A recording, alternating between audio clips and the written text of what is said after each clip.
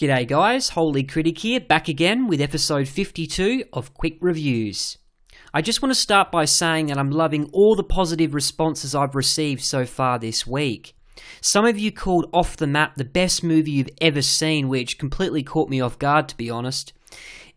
It's funny how these little indie masterpieces can fly under the radar like that, but it looks like family dramas with quirky and complex and sometimes even witty characters are your favourite to watch, so I've definitely taken note of that and I'll continue my search for more going forward.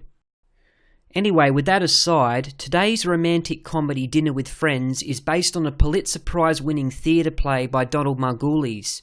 It features an all-star cast in Dennis Quaid, Andie MacDowell, Greg Kinnear and Toni Collette, just to name a few.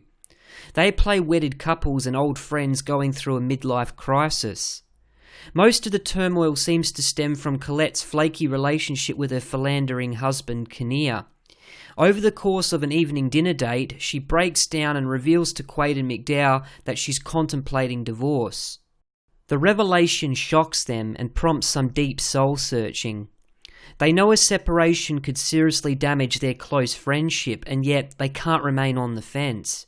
It's a situation with no clear winners.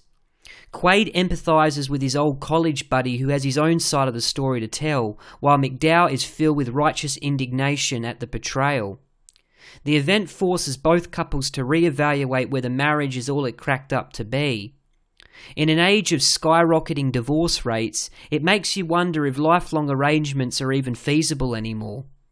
Maybe love is just a fad nowadays that wears off over time. Or maybe it's transactional. Give me what I want or I'll leave you. At the heart of Dinner with Friends is a sad indictment on our culture. While there are moments of levity and humour sprinkled in, the movie thoughtfully challenges the way we view our own morals and ethics.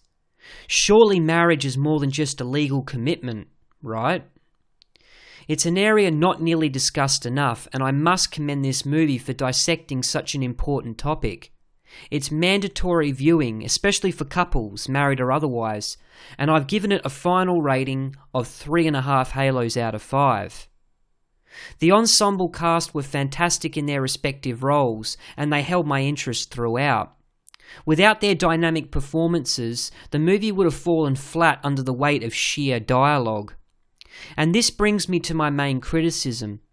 Some scenes, particularly during the beginning and middle, dragged on a little too long.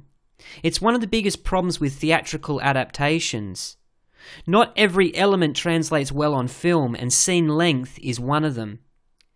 It normally wouldn't bother me, but those scenes revolve primarily around the consumption of gourmet food, which, I don't know about you, but I literally had to stop the movie and get a snack because I was continually salivating.